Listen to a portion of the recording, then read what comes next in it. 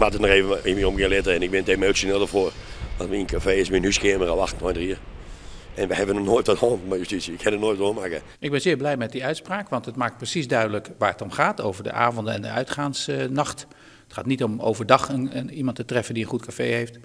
En het heel belangrijke effect is dat iedereen nu weet, je moet een goede portiers hebben, een goed veiligheidsbeleid. En er is niks aan de hand, maar is het niet op orde, dan sluiten we de boel totdat het wel op orde is.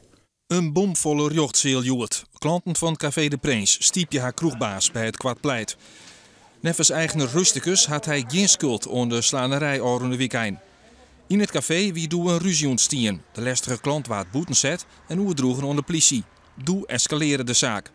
Mijlkoers van 40 jongeren ek uit orenkroegen keerhard in de politie. Diet 20 man sterk, wapenstok en politiehoen in zettemat.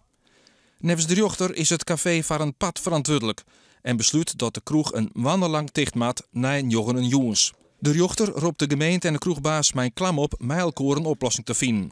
De kroeg zal onderslag met een veiligheidsplan. Gecertificeerde portier, ik neem maar wat, plastic lezen, ja, bedenk maar wat, of camera's. Ja? Dan hing je ze na je week op en dan kun je het weer omdraaien. Dat ik gewoon na je week een vreed draai, zeg ik jij te draaien wat ik in principe verzin.